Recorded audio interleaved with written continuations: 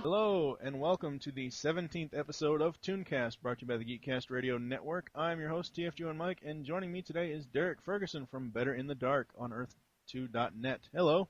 Hey, Mike, how are you doing? How you doing, folks? Doing pretty good. Yes, we're going to be talking about TaleSpin today. Yay! This has got to be one of the most memorable 90s Disney themes that just gets stuck in your head. We'll talk... Oh, Leo, TaleSpin. Oh, Leo, yeah. One of the best ones next to the Rescue Rangers. I like TaleSpin. It all depends on my mood, though, but I think TaleSpin takes the edge in favorite theme song. Yeah, I would argue Darkwing Duck, but whatever, Oh yeah, well, let's get dangerous. I mean, they were all good out of that whole Disney afternoon block of cartoons that they had. Yep. They all were good, really. Yep. And that's actually what got ToonCast started. My friend Mike Dodd over at This Week in Geek, he and his podcasting people did an episode of their show just on the Disney afternoon, talking about all of the cartoons within like an hour, and that's actually what got the idea for ToonCast going. So, oh, okay. And then we're now, well, technically we're up to 18 episodes now, so that works. We've covered a lot of ground since we started. And how do you enjoy it so far, this podcast? Because I've been doing it for 2 years, and it's still, like blowing my mind that people actually listen. Really, our podcast, really, you think that nobody's listening to it, and then, you get responses from people, and you say, oh, wow, well, I guess people are listening to it. Yeah. I've been doing it since December of last year is when I started. At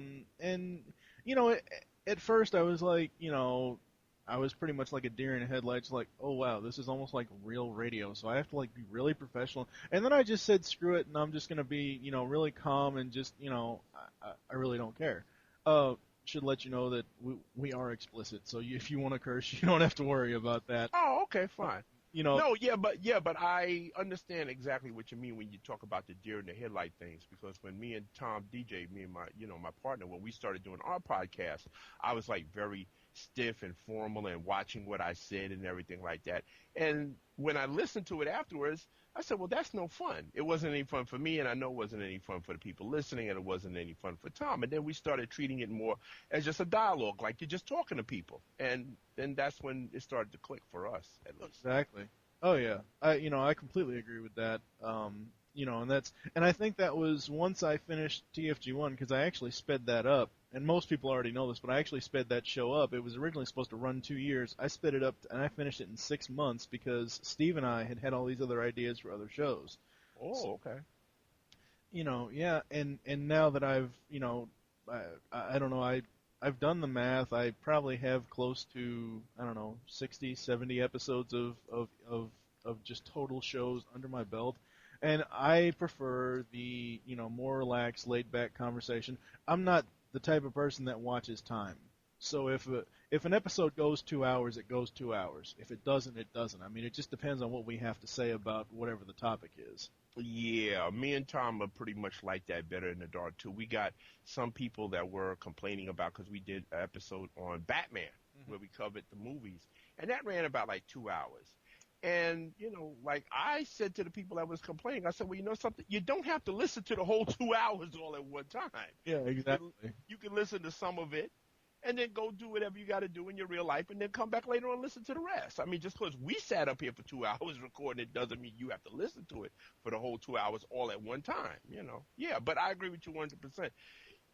I mean, you see where it takes you, because as you're talking, things come to your head and you remember things and stuff like that, and you say, okay, well, let me put this in, let me put that in. And, yeah, each episode, takes as much time as it takes. Yep. But there are some podcasters out there that will, will watch the time. I mean, on some episodes I will do it just because I really don't have that much to say, but, there are some episodes or some podcasters that will be like, okay, well, we need to keep it to an hour, maybe a few minutes after an hour, and that's it. And people, people that listen, because I was a podcast listener. I started out listening to World's Finest Podcast by Michael David Sims from Earth 2. Oh yeah, wonderful podcast. And James Doe. So I mean, but see, I like the longer episodes because it's more content from whoever I'm listening to. But just a couple of quick programming notes. Steve, my co-host, had looked up the subscribers from iTunes, and ToonCast as of September 30th has 44 subscribers. So yay! Yay! Yay! And we do have, I think we have nothing but positive feedback on iTunes as far as just the rating. I think we have 5 stars. I don't know. I mean, it really doesn't matter to me, really. I mean, honestly, I'm glad that people are liking the show. Stop lying. No, it matters, but stop lying. It matters, but I'm not like overly obsessive about it. I'm not like each time I go through an outro, I will say, hey, there's a way you can help us out. Go over to iTunes, leave us feedback, leave us reviews if you want to, Yeah. So, but I mean, that's just the way, word of mouth is the best way to get, stuff out about these things. Oh, absolutely, because that's how anytime anybody gets in touch with me and Tom about, I always ask them, well, how did you find out about our podcast? And they'll say, oh, well, I heard it from somebody else. A friend of mine recommended it to me. So, yeah, word of mouth is, to me, the best advertising that you can get, because if you have a friend tell you, okay, you should listen to this, what are you going to do? You're naturally going to listen to it. Yeah. Yep. I actually have to listen to your old show. I haven't yet. I've just got so much going on with running like 6 of my own shows at once. Well, listen, hey, don't worry about it. I understand. I mean, you know what? I don't get all bent out of shape. But you know what? I really haven't listened to your podcast. Well, yeah, because you're probably busy. I mean, people do have lives to do, But when you do get a chance after we finish doing this, go listen. Yes. Insert shameless plug here. Yeah, exactly. Go listen to Better in the Dark. Now, you guys are on iTunes, right? Because that's mainly where... Yeah. Okay. Yeah, we're on iTunes. Okay, because that's mainly where I get my podcast from, so... Yeah, we got the RSS thingy hooked up and everything like that, so by all means, go ahead. We've only been on Earth2.net for a short time now, so there's only like 4 episodes, but we actually have about like 2 years worth. Like we're up to episode 66 now. So yeah, so we've got like quite a bit, and they're going to be up at the Earth2.net site soon, hopefully. Yes. All right, we are going to be moving on to today's topic. We will be right back.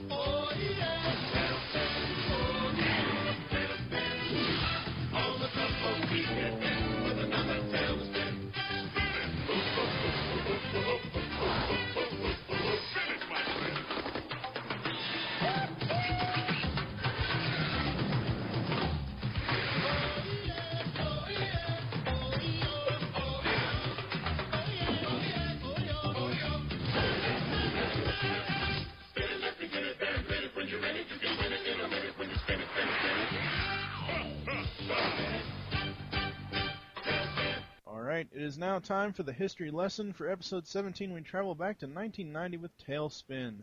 TaleSpin is a half-hour American animated television series that first aired in 1990 as part of the Disney Afternoon, with characters adapted from Disney's 1967 animated feature, The Jungle Book. The name of the show is a play on TAIL spin, the rapid descent of an aircraft in a steep spiral.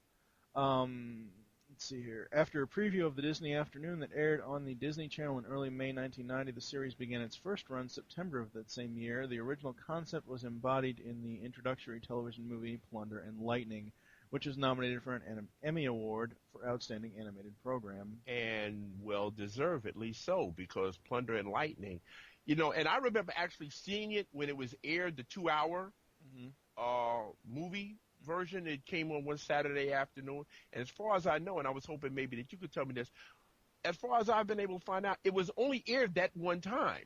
Right, as the 2 hour feature. Right, and then it was cut up into the 4 half-hour episodes.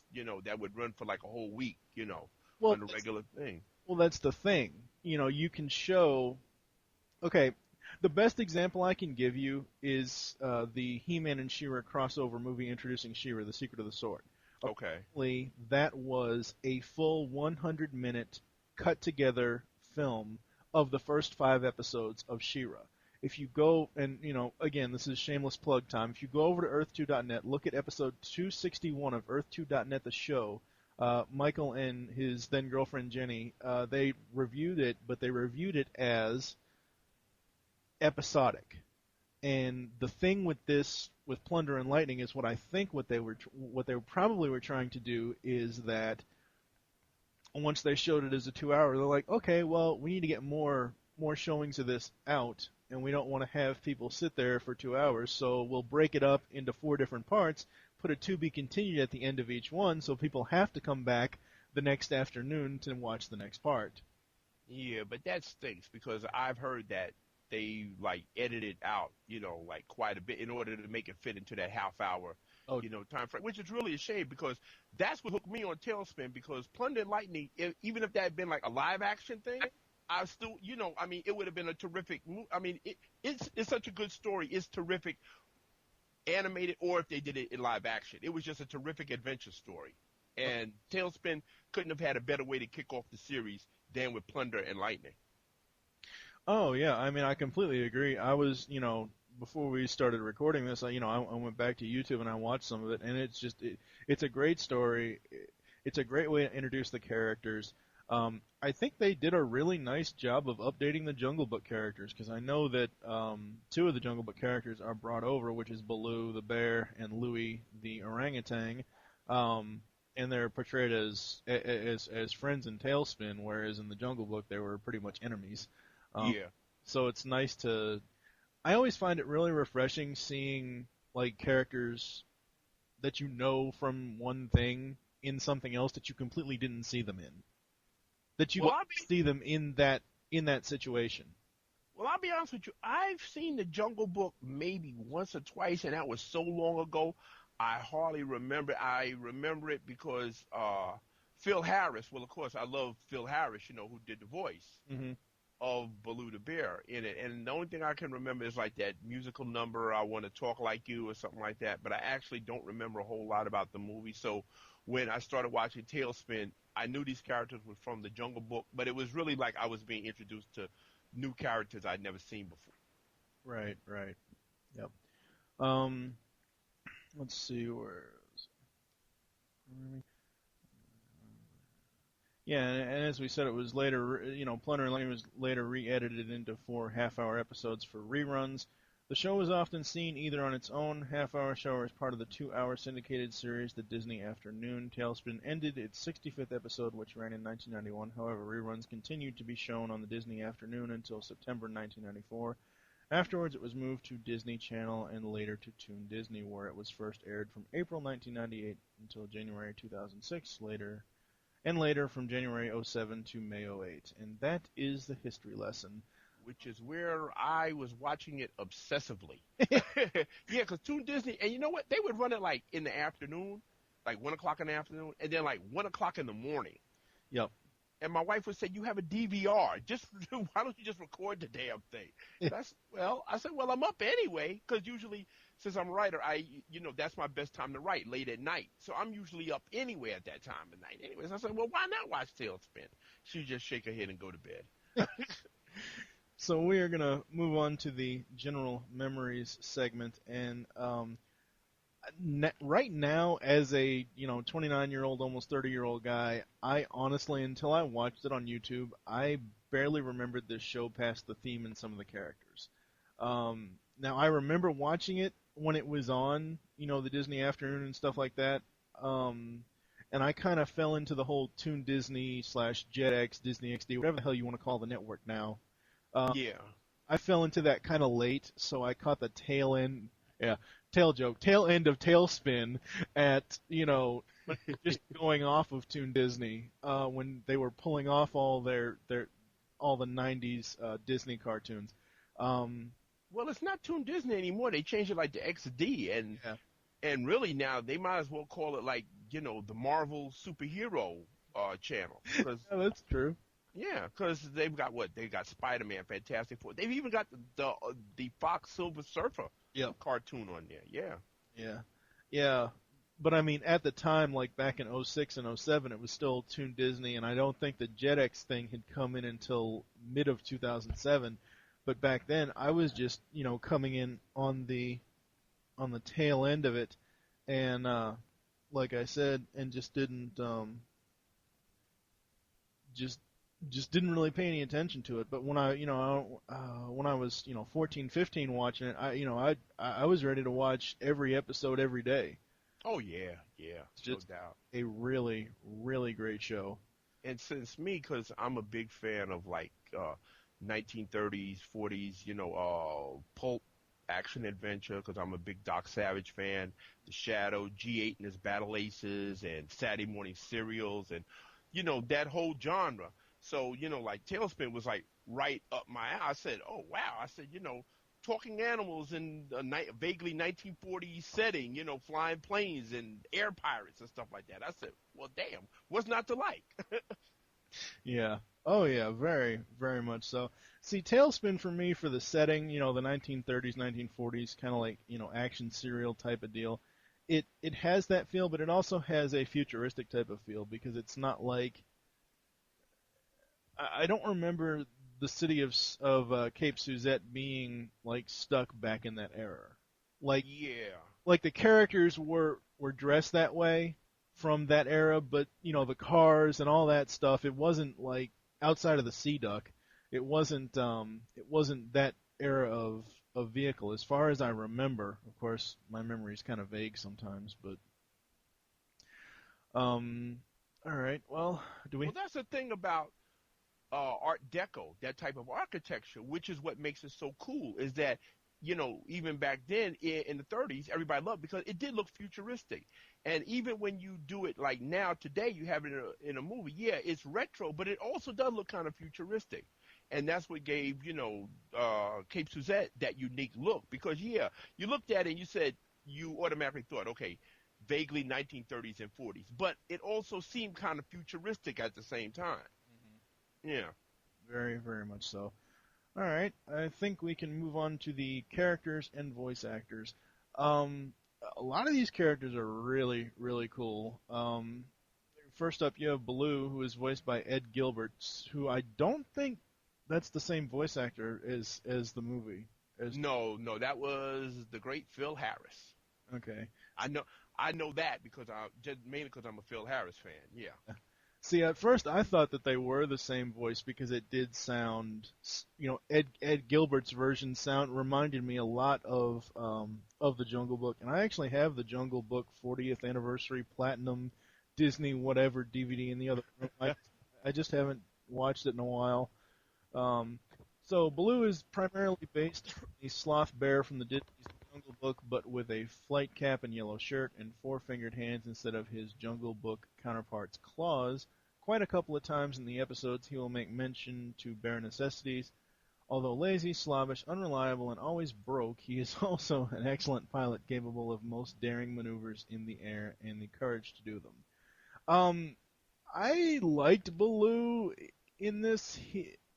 Again, it was something that you wouldn't normally see him in. Hmm. I mean, who would have thought a bear could fly? Yeah, yeah, and especially fly as well as he can. Because I love it. Every once in a while, they'll have a scene, in the show where Baloo gets a chance to show exactly why he's such a good. Because he is. The bear can fly his ass off especially when he gets pissed off. And he does these amazing things with that plane he's not supposed to be able to do. And all in all, he's just a very good character because, yeah, he's kind of like the standard action adventure type of hero. He's laid back, he's cool under pressure, he knows his way around all these fantastic places that he goes to. And it's really just enjoyable seeing a bear do this stuff. It is. Yeah. Oh yeah. Very, very much so. I completely agree. The next character up for the heroes, we have Kit Cloudkicker, who is voiced by R.J. Williams and then Alan Roberts, an orphan brown bear who stands at little less than half Baloo's size, and a former member of the Air Pirates. In Flight School Confidential, his age is established as 12 years old. He typically wears a blue baseball cap with a red brim and a well-worn green sweater. He is skilled at cloud surfing, which is the act of riding on telescoping metal foil wing he possesses using a rope attached to a plane to maintain lift. He sometimes would fly the foil independently as well, which he could glide but wasn't able to keep sustained flight. Kit is basically, as we've said, this is basically the Jungle Book in the 1930s and 40s. Is basically what it is, because you have Baloo, Louie, and Shere Khan, who all came from the Jungle Book. Kit is actually meant to be a Mowgli type of character. Okay. Because he's always looking up to Baloo. Baloo's always calling him Little Britches, like he did with Mowgli in the movie, and Kit calls him Papa Bear, like Mowgli did to Baloo in the movie. So they were pretty much trying, I think, even though the idea is original with having, the air pirates and the planes and the city and all that stuff, they were pretty much trying to update the Jungle Book for television, I think, with this series. But you know what I really like about their relationship is that, okay, when you first start watching the show, you think that, okay, well, this is the hero, Baloo is the hero, and Kit, that's his kid sidekick. And actually, it's not like that. In a lot of ways, they're like equal partners. Right. And there are even sometimes where it's almost like Kit is the adult and Baloo is the child. Oh, right. Actually. Well, in the first episode, or in the 2-hour movie, Plunder and Lightning, when Kit is at Baloo's little place there, he says, you have all these outstanding bills. Aren't you going to pay them? Oh, they'll they'll give me another week, or so yeah. I mean, it's the whole the kid becomes the parent type of deal, or right. And that's why I enjoy watching their interaction so much. Like I said, it's not like Kit is a kid sidekick. He's more like an equal partner. Right. Exactly. Next up, we have Rebecca Cunningham. Oh my God, it was voiced by Sally Struthers. I did not know that. Holy crap! Wow. You didn't know that? It's been so long since I've actually seen this show, and I didn't put two and two together until I got the information for the show. And you know something? I remember that when I was watching, and I knew that voice. It was driving me crazy. Yep. And one day my wife walked past, and she said, "Oh, that's Sally Struthers." I said, and then it hit me. I said, "Oh my God, that is Sally Struthers." Yeah. A petite brown bear with long brunette hair styled and crossed between medieval 1930s 40s hairdo usually wears a white turtleneck sweater and purple-red jacket and matching slacks. Nicknamed Becky Becker's Beck, used only once in an episode A Star is Torn, and or BC, used once in War of the Weirds by Baloo, which at first she highly resented being called, but soon grew accustomed to it with affection. In return, she calls him Flyboy on occasion. A shrewd businesswoman with an MBA, she bought out Baloo's air service and his plane in the first episode when the pilot failed to pay his bank loan and renamed it Hire for Hire. Bright and unassuming attractive, her ambitions and penchant for recklessness has caused trouble for the company at times, such as in a touch of glass when she crashed the Sea Ducks insurance policy. Oh, she cashed the Sea Ducks insurance policy to pay for expensive ads targeted at affluent clientele. I really didn't. At first, when we first meet her, I was like, okay, she can just jump off the dock. You know why I think that is? And yeah, and know something, you're right, because I felt the same way. But if you notice, as the series gets on, because, that recklessness only comes out through her continued association with Baloo. That's true. Because at first, yeah, like you said, she's very reserved, she's very laid back, she's got to stick up her ass, and, she's going to run this as a business, and she doesn't want any monkey business, and Baloo can't do this, and he can't do that, he can't do it. But as the series progresses, and she works with him more and more and more, it's like his recklessness starts to infect her. Yep. Like when she gets the pig for that crazy truffle hunting scheme, she's going to get rich off of, hunting truffles. Yeah. Now, see, that's something Baloo would do. That's not the Becky that we first meet would do, But by now, she's been with Baloo for a while, so she says, well, why not get rich quick? Well, I mean, like I said, she at first she comes off, I guess you could say, as a prude, and you just want to choke the hell out of her. But as this, as you said, as the series progresses, we come to like her more because she mellows out a little bit. Yeah. And then the next character up is her daughter, Molly Cunningham, voiced by Jana Michaels, Rebecca's yellow-furred preschool-age daughter, an adventurous child who, even at 6 years old, is not afraid to speak her mind just like her mother. Molly has a thing for her favorite ice cream brand, Frosty Pep, sometimes pretends she is Danger Woman, the action-adventure heroine of the popular kids radio program at the time, while seeking adventure along with Kit and Baloo, can be clever on her feet when it comes to outwitting the bad guys in episodes Molly Coddled, and Flight of the Snow Duck. Her middle name is Elizabeth, and only character in the series to actually have one, revealed in Mommy for a Day. Mainly totes around her favorite doll, Lucy. No mention was ever made of Molly's father, as series creator Jin Magoon reportedly said that Rebecca is a widow, although at 1998 U.S. Fan Convention Q&A online chat, he did state that around about tones that she is actually divorced, as originally written in the first TaleSpin press release. Molly is basically Kit's sidekick. Like you were saying that Kit and Baloo are pretty much equal partners. She is the sidekick character for the show. And also, she fulfills a necessary role in that because with Molly, now you've completed the family structure because you've got Baloo and you've got Rebecca, who are like the bickering parents. Right. And you have Kit, who's like, the little brother, and Molly, she's a little sister and I guess you could have Wildcat as the eccentric uncle, and Louie is the fun-loving uncle that lets you stay up late and eat all the stuff you're not supposed to eat. So it's a nice little family group that they've got in there, and Molly completes it because, everybody, of course, she's too cute for words, and everybody loves her, and, when Molly comes on the screen, it's like, oh, Oh, yeah. Most definitely. But there's one thing I wanted to touch on that when you were mentioning about that when they said that Rebecca was divorced and then they changed it to be a widow. I've read in a couple of places that Disney did ask the producers and writers, to change that divorce thing because that's how she originally was written, and they were planning on bringing her divorced husband in at some point, but they said, no, you got to change that because they didn't want, the whole divorce thing. They didn't even want that word mentioned on a Disney show. Oh yeah, well, that's the same thing with like say Spider-Man in the 1994 series. They could not use any kind of negative tones as far as because Fox got censored the hell out of stuff in the 90s, but they couldn't use death, kill, anything at all in that show. But it's the same thing here, and of course, Disney wants to, come out, the shiny gold nickel, I guess you could say. And then finally for the hire for hire crew, because Louie is classified as supporting characters. The final crew member is the Wildcat, voiced by Pat Fraley, a clueless and gangly lion who typically wears a mechanic's outfit. He once said in a comical line about having a special suit for his birthday.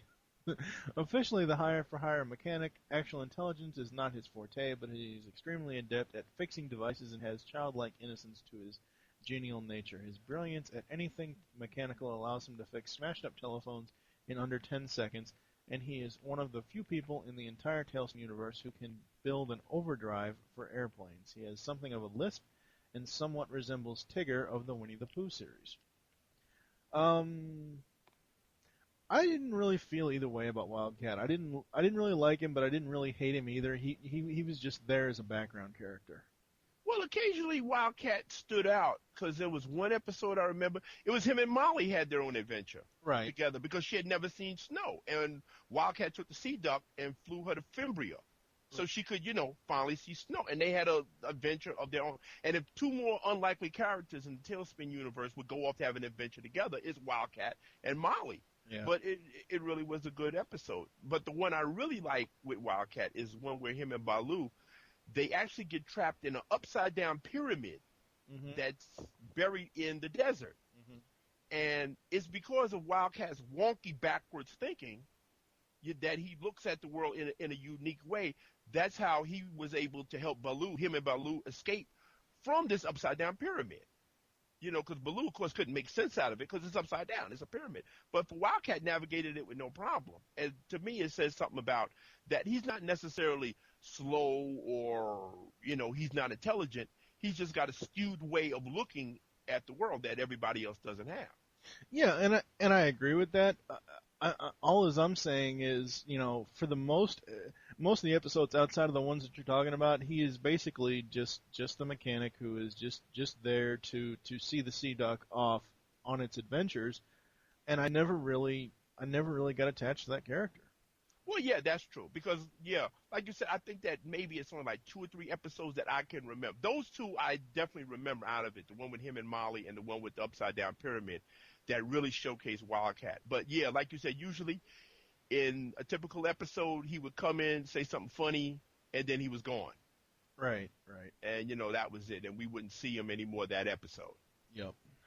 Moving on to the air pirates. Now, outside of the leader, Don Carnage, I do not remember any of these characters. So if you want to chime in on any of the other characters after we talk about Don Carnage, feel free to, because all of the air pirates outside of him just seem like secondary characters that you just don't remember. Maybe it's that I haven't watched the show over and over again for a few years or whatever, but I when I was getting the research for this, I don't remember any of these these supporting pirates. So, oh yeah, I remember them. Yeah. They had there was one of them that you never heard what he said. He always whispered in Don Carnage's ear. He would never say out loud what he was talking about. And then there was another one that was like a big weightlifter type that spoke with a Dutch accent or something like that. Yeah, he had like a couple, but except for them 3, the air pirates were pretty much like a generic gang. Yeah, pretty much. So you have Don Carnage, the leader of the dreaded air pirates and commander of the massive Jules Verne-inspired pirate airship, the Iron Vulture. He is some sort of canine, but it is not clear exactly what species he is. Jackal, dingo, fox, and coyote are all popular theories. Although the writers have stated that he is a wolf, he has strong accent, but again, precisely which country is difficult to tell, probably a Spanish accent. In Plunder and Lightning, however, he infiltrates Cape Suzette by posing as a gondola rower and speaks briefly in Italian phrases. A skilled pilot, ruthlessly cunning with oversized ego that makes him blunder with whatever scheme or raid he conducts with his brigades, and speaks T and D as dental consonants rather than the normal English Avlior consonants. When dogfighting, he flies a hybrid that appears to be based on a low-wing monoplane, but with wings added so that it is actually a triplane. Voice actor Jim Cummings has cited Ricky Ricardo as an inspiration, but there are numerous influences present, including Billy Crystal's Saturday Night Live character, Fernando Lamas. This character is he is the comedy of the villains. He's just so funny with the crap that he tries to pull. I love anything that's got to do with Don Carnage. Anytime they have Don Carnage, matter of fact, they could have given Don Carnage his own show, and I would have watched it. Yeah, because that cat was so. And you got to give him points for trying. He was the Wile E. Coyote. Because he had all these plans, and on the surface of it, you say, something, he might just pull it off this time, and he never did. He never did. Oh yeah, very, very much so. He was always getting foiled by Baloo or Kit or somebody. Or his own self sometimes, his own ego, which was the whole thing about the character. Oh, yeah. And I loved his accent because, like they said, okay, I had never heard the Ricky Ricardo thing, but now that, you just mentioned it, okay, I can see that because you never were sure where the accent was coming from. Was it Spanish? Because at times it sounded Spanish, and like they said, at other times it sounded like it might be, he might be from Italy or some vaguely Eastern European country, or, you never was really sure what that accent was. But I just loved hearing him. Oh, yeah. Well, see, now that you had mentioned that, and now that I had mentioned about the Ricky Ricardo, it's funny, now that I've read that out, and I've seen that Jim Cummings had mentioned that was what part of the basis was for him, I want to see Don Carnage say, "Lucy, I'm home." Yeah, exactly. Exactly. A couple of the hench pirates here. You have Mad Dog, who was voiced by Charlie Adler. You have Dump Truck, who is voiced by Chuck McCann. Right, that was the big hulking guy with the muscles, yeah. Okay. All right. And then you have Gibber, who was the Whisperer, again voiced by Chuck McCann, the pirate who whispered advice into Carnage's ear. He has never spoken a word louder than his mumbles. He would appear to be mildly competent, but only by the standards of the air pirates. Right, because you never heard what he said out loud. He would always, wiggle his finger, and Don Carnage would bend down and he would whisper in his ear. And he seemed to be the smartest one out of all the air pirates. Because whatever he whispered to Don Carnage did. He said, you know something? You're right. And he would go ahead and do it. So it seemed to me like he was like I think he was the mechanic too for the Iron Vulture. That he was the one that kept the Iron Vulture working. But don't quote me on that. So, yeah, those are pretty much the only ones that I really remember out of this list. I don't really remember any of the others. As we said, for the most part, the Air Pirates were just secondary characters.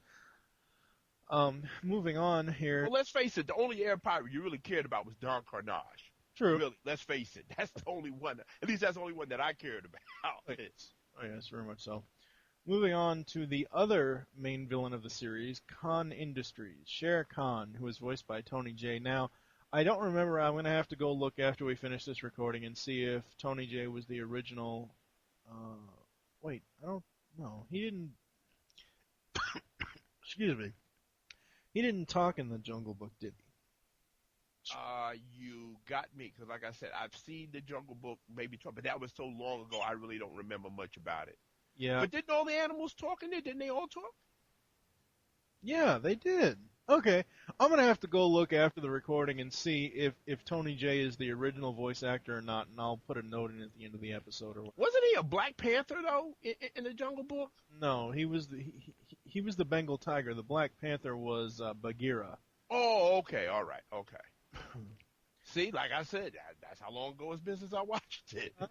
A Bengal tiger who also appeared in the Jungle Book, but here stands upright and wears a business suit, is sometimes accompanied by an unnamed emancipated tiger, quote-unquote yes-man office aide. Khan is an extremely wealthy businessman who is the dominant economic force in Cape Suzette. Arrogant, dour, and humorless, he takes enjoyment of running small companies out of business. Hire for Hire is sometimes on his hit list. And there's like 2.5 whole paragraphs about the character. I'm not going to read them all.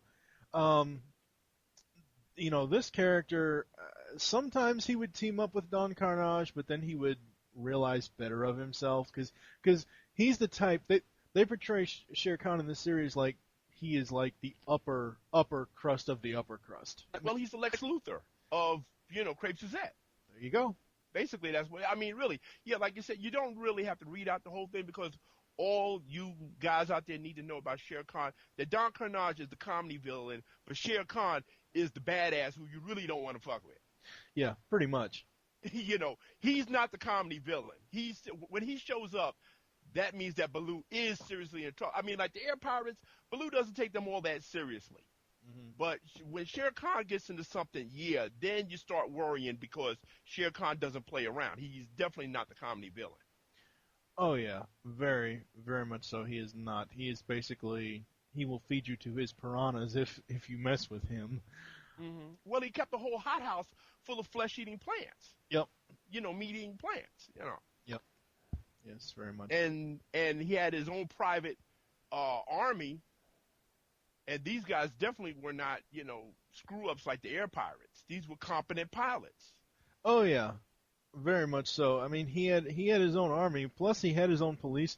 Honestly, I think he was. You could almost say that he was the ruler of Cape Suzette. Yeah. Because he was the government there. I mean, he had those pilots, he had them for also the police force and everything else. Anytime you saw a secondary character on this show that was in that same type of like gray and gray jacket type of uniform with the Shere Khan logo on the side of the sleeve, you knew it was either police, fire, EMS, something. He basically ran the town. Yeah, and the relationship between him and Baloo is interesting in that, occasionally Baloo and Shere Khan would work together. Mm-hmm. And Baloo, he didn't go out of his way to piss off the guy or anything like that, but yet he didn't back down from him either. Right. which I think Shere Khan kind of respected about him. That okay, well, this is one guy, is not intimidated by my money or my power or anything like that. And you get the impression that Shere Khan respected him on that level. Don Carnage, he looked at as a complete joke. He didn't take him seriously at all. Yeah, exactly. Exactly. And the final character we need to bring up before we start talking about the voice cast of this show is, of course, Louie, who is voiced by Jim Cummings, also from The Jungle Book, is a fun-loving orangutan who wears a Hawaiian shirt and straw hat, and owns an island nightclub and motel, Louie's Place, located near but outside the protection of Cape Suzette. He is Baloo's best friend, not the case in The Jungle Book, but sometimes can be competitive with him when it comes to women, treasure hunting, and on occasion in business matters. His hold on the island is somewhat tenuous, though through his own ingenuity and aid of his friends, he has managed to avoid losing it in Louie's last stand. Um, you know, Louie in the Jungle Book was very wacky, out there, off the wall type of thing. And the monkey scene in the Jungle Book, I remember a lot of the scenes from the Jungle Book. The monkey scene was one of the most hectic scenes ever. Because it was a big musical number.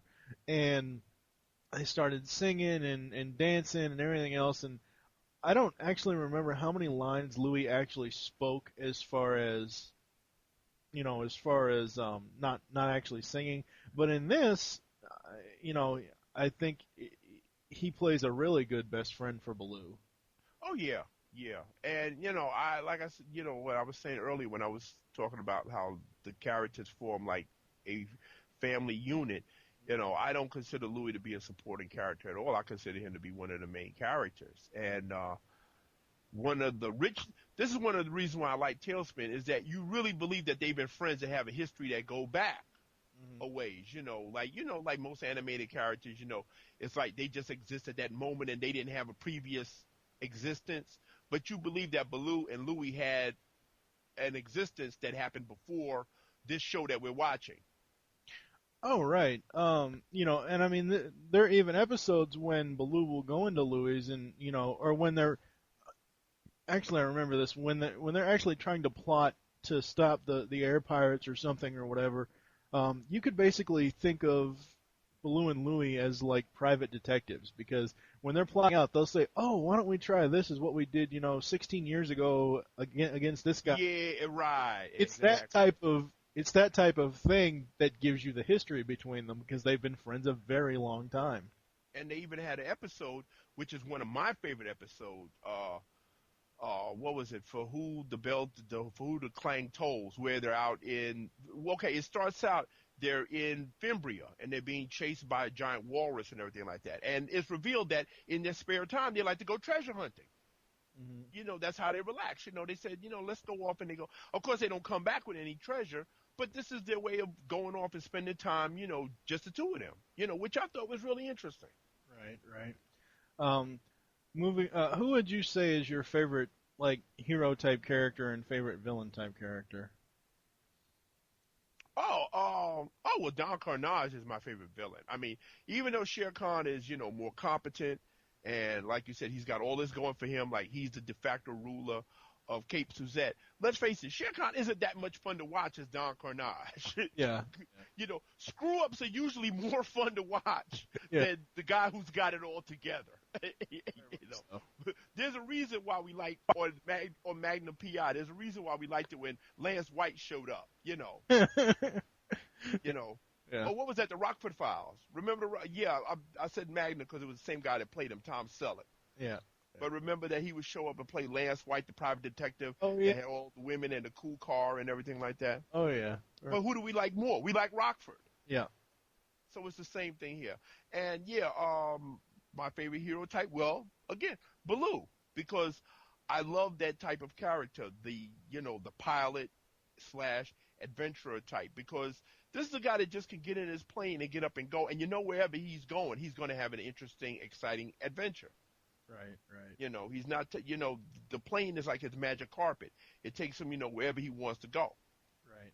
I think for me, I picked Don Carnage for the villain. Same reasons. It's just more enjoyable to watch him screw up than it is Shere Khan to feed his, his plants, his screw up employees. For heroes, I'm probably going to go with Kit because I've always wanted to either air surf or skydive. Don't ask me why. I just have, and I think that was an awesome thing that they had put into his character as far as being the cloud surfer.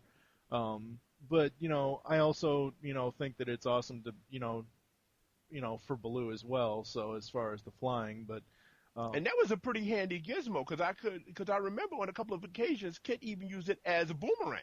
Yep. Yes, he did. Yeah.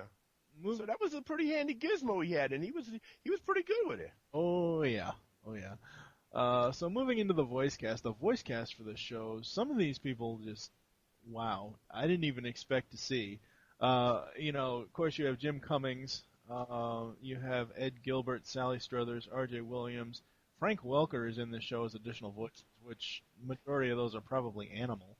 Is there a voice that Frank Welker doesn't do in any animated series of the past 25 years? I don't think so. If you want to, you can go over to BehindTheVoiceActors.com. That's my original co-host Kevin's. He's part of that website over there, and they have like voice compare, and they have like cast listings of anything any voice actor has done as far as animation goes. Yeah, Frank Welker pretty much is the voice acting god. We've said that before on this show. Yeah, I think that after Mel Blanc, there's probably not been a voice actor that has been so identified with animation as Frank Welker. I mean, if you look, I defy you to look at any animated series of the past 25 years and not see his name on there somewhere. Well, the Marvel cartoons. Honestly. Okay. Spider. And I'm not trying to down the man but I was surprised. Oh, I understand. Yeah. For that, I was really surprised when I was doing the research for that his voice wasn't in those shows. He's not in X-Men. He's not in Spider-Man. He's not in Iron Man. I don't. Really? Yeah. Now see, that surprises me. Not even as additional voices, he's not in there. Because it's like some people that you look at their names on, and he says like, Andrea Romano, the voice director. Right. Is there an animated show where she's not the voice director? That's another funny thing. It's also become a running gag on this show in our earlier episodes, like when we covered the Nintendo cartoons, we covered Voltron, He-Man, and all that stuff, like a lot of the more 80s stuff. Uh-huh. I was surprised that she kept showing up as the voice director of some of those shows. And you have to wonder, well, are there any other voice directors in animation other than Andrea Romano? I know, exactly. What, is this not a popular job to people get it? Does she have like a hit squad that whacks off anybody else that wants to be a voice director? Oh, wow. You gotta wonder that, man. Seriously. Wow. Holy crap. Other notable voices, again, Pat Fraley, who played Wildcat, Charles Adler, who did Mad Dog, one of the Air Pirates. I mainly know him as Buster Bunny, and I believe he also did the voice for Starscream in Transformers Animated. Oh, okay. Again, Tony Jay was Shere Khan. I'm trying to see. Down here on the second page, we have a bunch of just great voice actors, but just in weird, off-the-wall characters. You have Corey Burton as Mr. Sultan, or Sultan, or whatever you want to call him, Corey Burton is the voice of a lot of things, mainly G1 Generation 1 Transformers Shockwave and Transformers Animated Shockwave. I know he's done a whole bunch of other stuff, but those are the two that pop off my head. You have Homer Simpson as Dr. Zibaldo. Dan Castellan, yeah. Yeah, Cam Clark, who played additional voices. Most people will know Cam Clark as Leonardo from the 1987 Turtles series. Let's see, Debbie Derryberry. Oh my God, Jimmy Neutron is in this as additional voice. You know that's got to be a real name. That is her real name. Debbie Derryberry. Yeah. And then you have Phil Hartman. I see Phil Hartman did a voice. Okay. East London, yeah. And then Dan Gilvezan did additional voices. Robert Ito. Yep. Maurice LaMarche, who's another name that you always, you turn on an animated show and you look at the name. His name is on there somewhere. Yep. Oh yeah, very much so. You had it always really surprises me where this actress pops up because it's very weird for me to see her outside of Ferris Bueller as the secretary. You have Edie McClurg as additional voices. I don't know what additional voices supplied, but Mm-hmm. and then Alan Oppenheimer, who was the principal. Oh, okay. Most people will know Alan as Skeletor from He-Man. Mm-hmm. Peter Renaday did additional voices. I know him from a couple other cartoons that we've covered. Neil Ross, mostly I know him from. He did some voices in Transformers. He did the main voice for Keith in Voltron. Let's see who else. Not really. B.J. Ward, she was in Voltron. Alan Young. Who was he? Well, he was the voice of Scrooge McDuck. Oh, Scrooge Mc. Oh yeah. Yeah, Alan Young. Okay, well, it's been. Go to your room, young man. You should know that. Yeah. You should know better. All right, so we're gonna move on to the behind-the-scenes segment. The series was produced by Jim Magden Mark Zaslov, and Ken Sumura. I think that's how you say that. Close enough. Yeah, and it was directed by Larry Latham. Some writers on this show I don't recognize outside of Dwayne Capazzi, who I know wrote some of the Batman series. Yeah, Dwayne Capazzi. Mark, what's that? Zaslov? Yeah, I recognize that name too. Yeah. There really isn't any other notable. For the people that were writing this show, again, great stories. I thought, great involved stories. TaleSpin is a show, and we can talk about this once we get to the actual show part, but I mean, it was a show that pretty much brought you in for 30 minutes and didn't let you. It was like you were afraid to go to the bathroom until you saw the end of the show. Oh, yeah. Yeah, most definitely. I mean, because back then when it first aired, I think we had like VCRs and stuff like that. We didn't have like DVRs now, so if you're watching now, you can pause it and go to the bathroom. Yeah. You would put off going to the bathroom until, like you said, unless the bathroom was right there, you could run in, take care of your business, and come back because you didn't want to miss anything. Yeah, very, very much so. Especially when they did the episodes that were straight action adventure, as opposed to like the ones that were like light comedy or screwball comedy or whatever. But they did have a considerable amount of episodes that were just straight action adventure. Oh yes, majority of them were actually. Mm-hmm. So going into the actual show, the synopsis for it: TaleSpin is set in the fictional city of Cape Suzette, a pun on the pancake dish Crepe Suzette, a harbor town protected by giant cliffs through which only a small opening exists. The opening in the cliffs is guarded by anti-aircraft artillery, preventing flying rabble-rousers on air pirates from entering the city. Now that I think about the artillery at the two peaks of this giant mountain or cliff or whatever you want to call it, you know that this city is run by Shere Khan because nobody else would put that kind of defense up. Yeah, exactly. I mean, these big, huge honking guns, those are the guns of Navarone, basically, that he's got protected this place. Yep. The time frame of the series is never specifically addressed, but appears to be in the mid to late 1930s. The helicopter and jet engine are experimental devices, and most architecture is reminiscent of the Art Deco style of that period. The quote-unquote Great War ended nearly 20 years ago, and radio is the primary mass medium. The series centered on adventures of bush pilot Baloo the Bear, whose air cargo freight business is purchased by Rebecca Cunningham upon his default on delinquent bills with the bank, and renamed Hire for Hire. An orphan boy, former air pirate, the ambitious Kit Cloudkicker, attaches to Baloo and becomes his navigator. And again, I mean, people know the gist of this show, so I'm not going to read through the whole synopsis of it. Like I said before, and like we've both said today, it had awesome stories. It had a story for almost everybody. Every type of personality that you could think of. Yeah, everybody, okay, as I was saying earlier, if you recall, the 1930-40 serials, even if you've never seen them or heard, you've heard of them. So this is what it was like. Like, I remember every time that it cut to the commercial, it would end on a cliffhanger. Yep. Which is why you didn't want to miss it, because you wanted to see how Baloo or whoever would get out of whatever, trap they were in, or cliffhanging trapped I mean, this. Of course, this is like one of those series because we had Raiders of the Lost Ark, and once that came out, we had that whole big boom of TV shows that were inspired by Raiders of the Lost Ark, which in turn was inspired by these film serials. Like I remember CBS had Bring Her Back Alive with Bruce Boxleitner, which was about the adventures of the real life big game hunter Frank Buck. You had Gavilan on NBC with Robert Urich, where he played a former spy slash oceanographer. You had Tales of the Gold Monkey, which most people will say, if you ask them, TaleSpin is an unofficial remake of that show. Mm-hmm.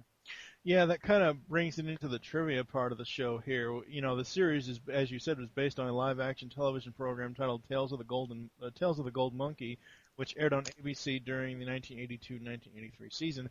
And it's funny because I just saw. I'm gonna have to look it up again. I may actually do it right now. I just saw an article on TV shows on DVD about possibly getting Tales of the Gold Monkey on DVD. I don't know if it's actually true. I'm gonna look it up here. Well, fans of the show, like me, for instance, have been, begging for, for it for years because it was a great show. I mean, it was good. And, if you look at it side by side, like a lot of people didn't see Tales of the Gold Monkey and then, they saw TaleSpin. So when you tell them that it's an unofficial remake of that, they don't know what you're talking about because they've never seen Tales from the Gold Monkey. But when you watch, the similarities are there so much that, Disney can't convince me that, well, this is just coincidence or it's no. Somebody loved Tales of the Gold Monkey and wanted to do it as this cartoon serial, which they did. Right. Very, very much so. Also, as we've said before, Baloo, Shere Khan, and Louie are updated versions of their Jungle Book selves. The most notable thing is that they are wearing clothes in this series. It currently does not have DVDs as far as Tales of the Gold Monkey. The latest story is that says the title of it is Tales of the Gold Monkey. Could a tweet from show star Stephen Collins mean DVDs are moving forward? Important update. No studio confirmation, but a Twitter post from Jake Cutter says he is recording extras. And TV shows on DVD.com is a great place to look for stuff like that.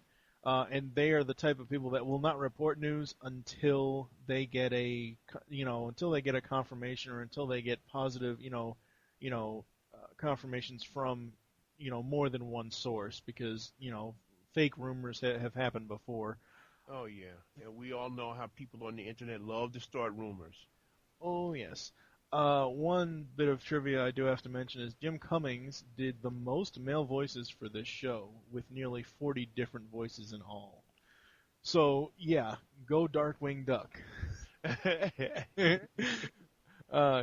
Cloud Kicker's height is 3'9". Didn't know that. The series was originally going to feature Launchpad from DuckTales 1987 as main character, although the main character was changed to Baloo. Many elements of this early draft remained in the series, including the word tail in the title, a foul-type names for most of the aircraft. Now, I did not know that. Well, that Launchpad was supposed to be the, main character. Right. I believe, I'm trying to remember if there was something else with Darkwing Duck, which is actually episode 18 of ToonCast, which is, it's already out. I believe that there was something else. I think that they were going to do something with Darkwing where Darkwing wasn't going to be the main foil. It was going to be somebody else, but I don't remember right off the top of my head. So I think that we're going to move straight into the music segment here. The series original music is done by Christopher L. Stone. He did 6 episodes from 1990 to 1991. And again, as we said in the intro to the show today, the theme song, you cannot go anywhere without it. Even if you hear it and don't see it, you know exactly what this theme song is. Oh yeah, yeah. I mean, me, I consider myself to be a connoisseur of TV theme songs, and If I had to place TaleSpin, I would say it's somewhere like or if I had a list of 10 favorite TV theme songs, TaleSpin would probably be like 7 or 8. Really, because so it's that good. Because when you hear it, it's it. I don't know. It just makes you jump when you hear that. Let's begin it. You say, "Oh wow, what's this I'm watching?" And it's just it's great. I love it. Oh yeah, very, very much so.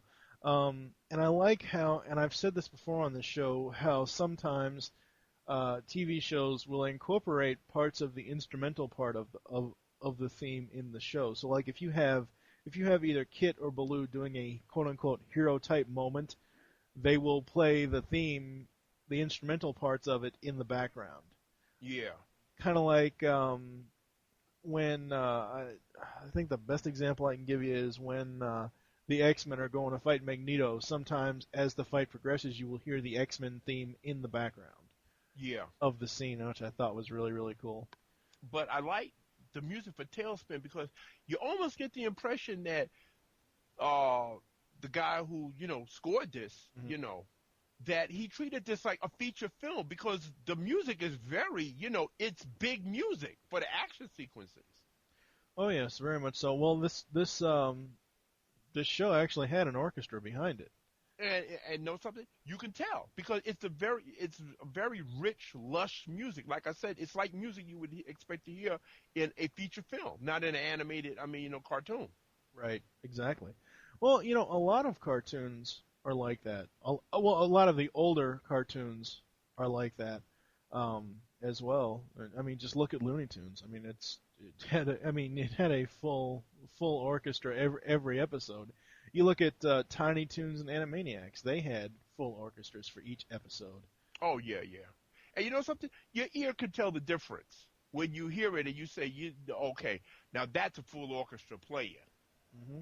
You can tell just from and like I said, the richness of when you have even the small quiet music, even the small quieter moments we have in TaleSpin, the music that's played is very, it perfectly fits the mood of whatever the scene is supposed to be about. If it's a argument that Baloo is having, with one of the characters. The music reflects that. It's a little bit more jokey, a little bit more lighter. When it's a more serious moment, the music gets darker and lower and moodier, and when it's an action sequence, the orchestra just goes nuts.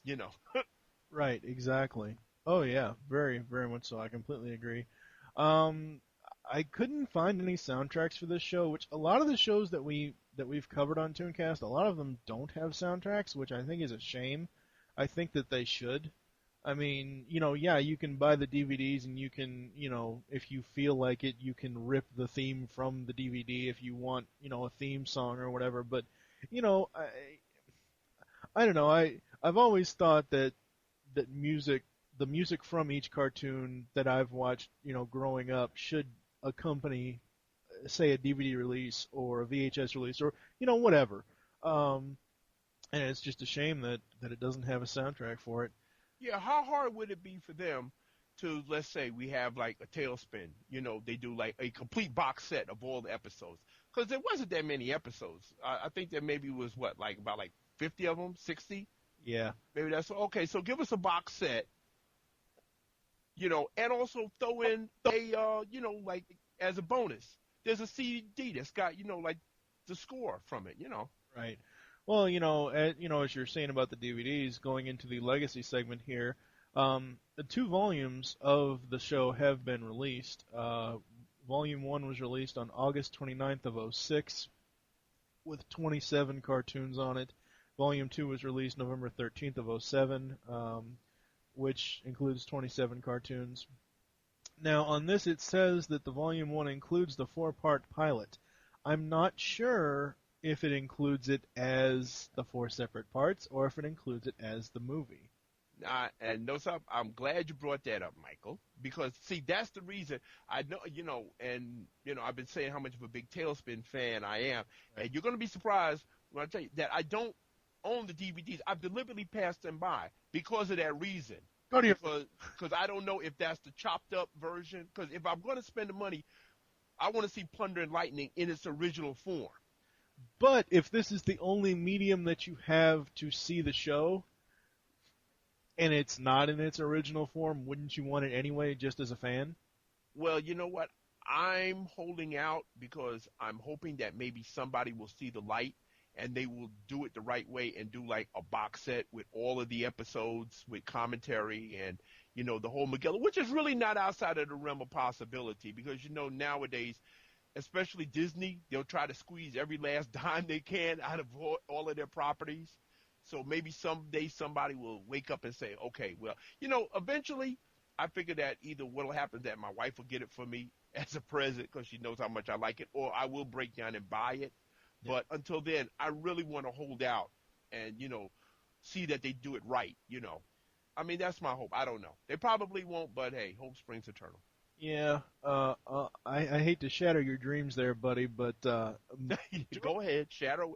Go ahead. Listen, I'm a married man, so I'm used to having my dreams shattered. well, the majority of Disney releases, they don't do crap for special features. I bought the Darkwing Duck Volume 1 and Volume 2, which is the only series, the only DVDs out for that series, has no special features whatsoever. Oh, wow. X-Men cartoon that has just been releasing the first 4 volumes, which is all the cartoons, has no special features. And these are both properties that are owned by Disney, which sucks. Yeah. You would think with it blows and sucks. well, that too, but you would think that Disney, this multinational, multi-conglomerate, basically monopolizing company, would have the time and the effort. They spend all this effort, re-releasing all these original movies that did, like Snow White. There's so many Snow White just got re-released out of the vault a couple Tuesdays ago. There are like 6 different versions of the thing, including the Blu-ray stuff. Thank you. I mean, yeah. They do all this stuff with all their original movies, like 50th Anniversary Special Edition, 50th Anniversary Platinum Edition. Why the hell can't they spend 2.5 hours recording commentary with some of the producers or directors or whatever from Darkwing Duck, X-Men, or whatever? I mean, hell, they own Marvel now, so Christ, give the rights back to Marvel, let Marvel release them, or at least add content to the X-Men stuff. I don't know. Listen, I couldn't agree with you more. You're preaching to the choir here because I don't understand. Like you said, how many friggin' versions of the Little Mermaid do we really need? Exactly. I mean, Jesus Christ already. And matter of fact, I was at Target the other day. I'm looking at Beauty and the Beast. There's like 9 different versions of Beauty and the Beast. Oh, please. The sing-along version, the platinum version, the Blu-ray version. I mean, really, how many versions of that do we need? Go back to your older properties, dust them off, say, something, there are people out there that grew up watching this stuff. They'd appreciated it. Clean up TaleSpin or X-Men or Darkwing Duck or whatever, and do it upright. Like you said, get them people into the studio. I'm sure they're not exactly, they're not all that busy. And let them do commentary for it or whatever and give us storyboards and, do it right. Why not? Yeah. Well, it's Disney and they do whatever the fuck they want, so. And you know what? They can. I know they can. Let's face it. Yeah. So some. Don't fuck with the mouse. The mouse fucks with you. I just got a bad visual. Oh, I gotta get that. That's awful. It's become a running. Something that my work here is done. It's become a running joke on ToonCast for us to mention the reception for each cartoon that we talk about, and we always bring up the fact that IGN has made a list of the top 100 animated TV shows, and TaleSpin is ranked 81st best cartoon. I'm sorry, I say this every episode, and I will say this every episode until ToonCast ends. IGN, you are dumb bastards. Their rankings are so off. They put Mask at 99th. They put Thundercat. No, they put He-Man at 55th. God, I can't wait to find what their number 1 cartoon is because I'm just gonna completely shit all over that. Depending on. I have to go look at that list because I did. Well, IGN I don't usually because I don't agree with most of what they say anyway. but I'd be interested in seeing that list. Yeah. Yeah. Matter of fact, no. So as a matter of fact, we should be glad they have TaleSpin on there at all. Yeah, well, I mean that's true, but I don't know. For me, with the shows that I grew up with, I don't think I could be biased and truly rank them versus number. I think they would just all be one, one, one, one, one all the way down the line. Oh, I hear you. Yeah, yeah. Because certain things like that, you really hate to rank them because you love them so much. I mean, like I said, I mean, if I'm watching Darkwing Duck, that's my favorite Disney, cartoon. But if I'm watching TaleSpin, then that becomes my favorite. It depends on whatever I'm watching at the moment. Out of like DuckTales, TaleSpin, Darkwing Duck, and the Rescue Rangers.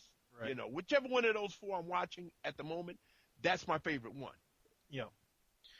And there were several comics for TaleSpin. A monthly comic book based on the show was published by Disney Comics in 1991, running for 7 issues, 11 counting 4-issue miniseries based on the series premiere.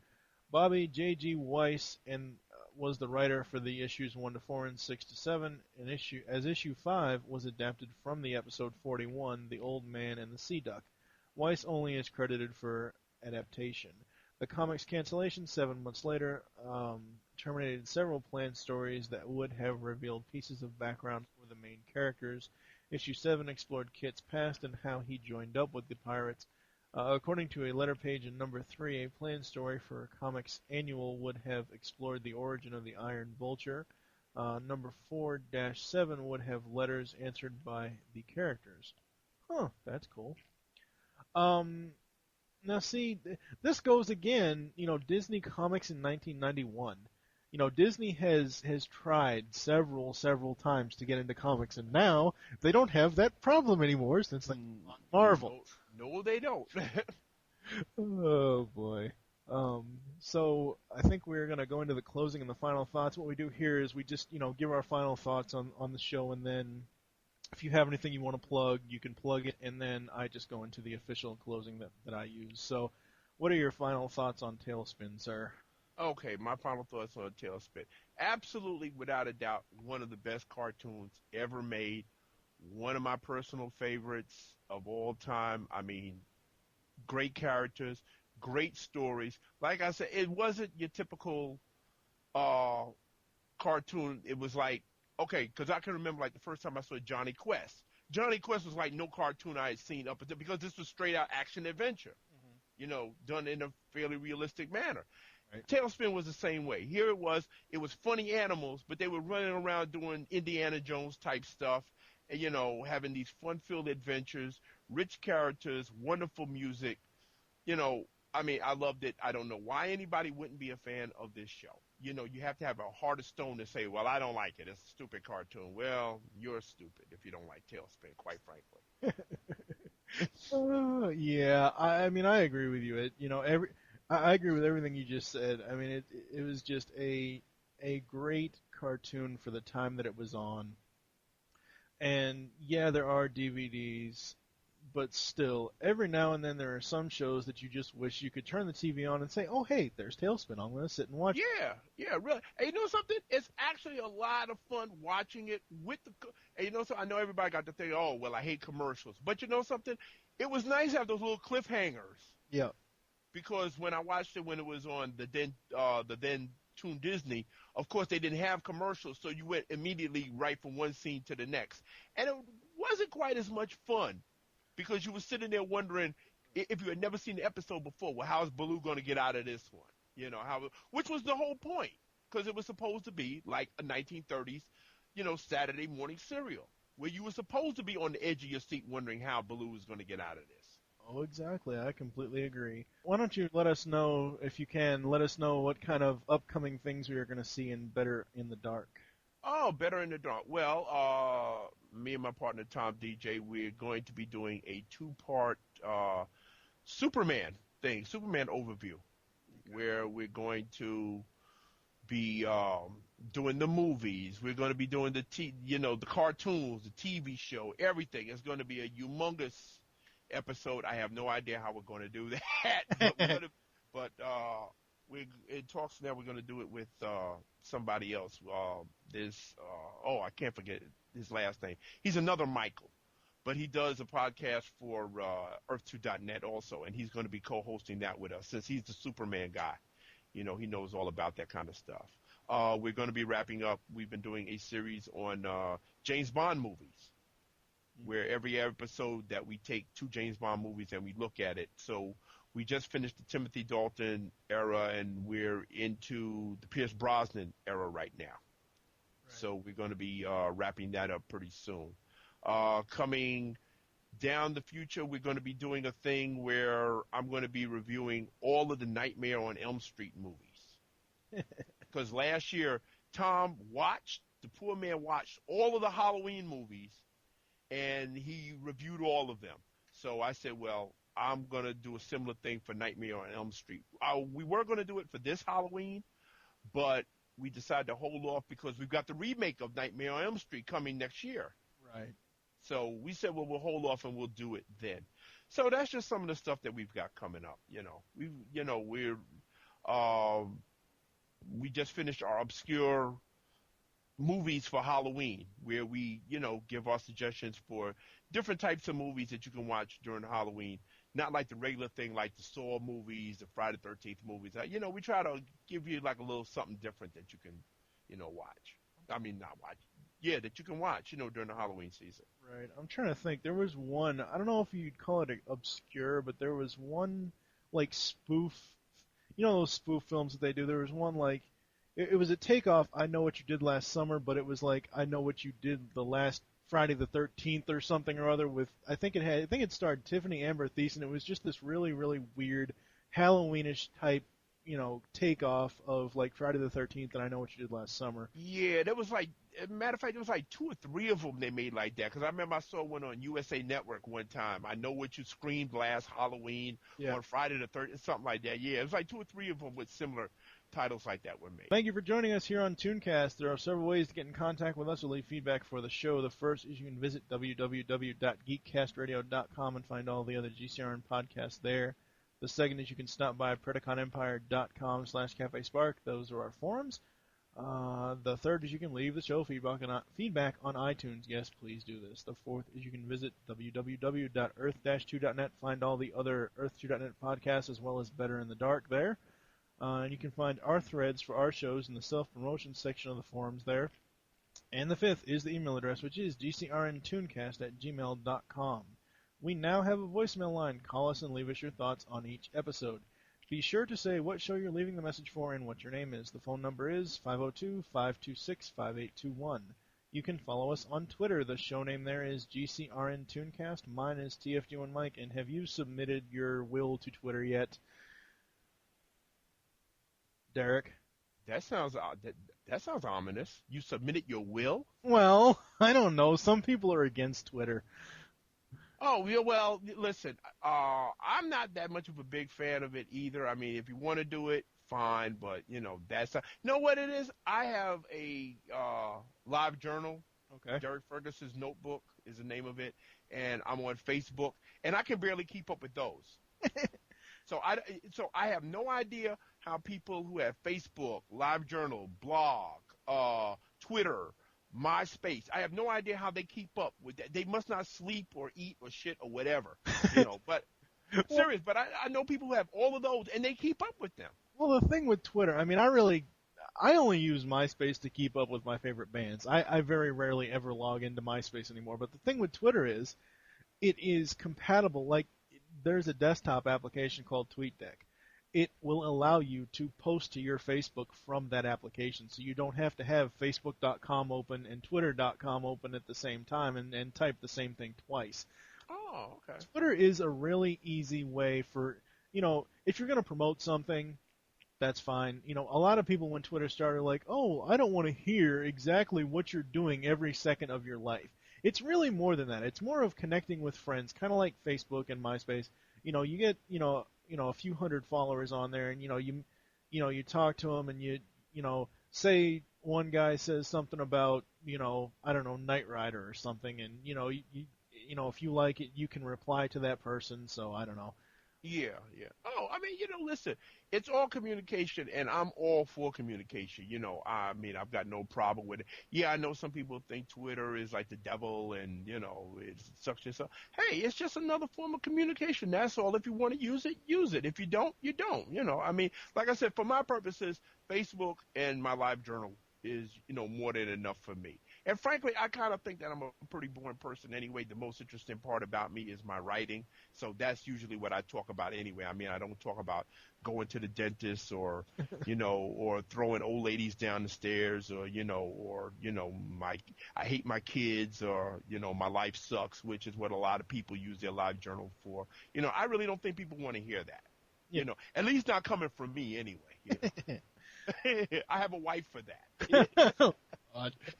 Oh, we hope you enjoyed the episode of ToonCast and wish you'll join us next time when we will be reminiscing on Darkwing Duck. For now, I am TFG1 Mike with...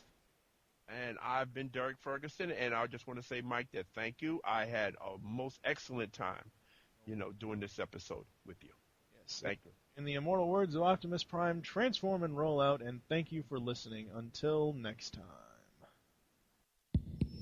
Thank you all for being here today. I've called this press conference on behalf of myself, Ron Algarwat, and my co-creator, Matt Robotham, to inform you that once the current run of our award-winning webcomic, Vengeance of the Interman, is finished at the end of this year, we are hereby retiring from comics. No more webcomics for us. So that's why we brought you here, and we will now take your questions.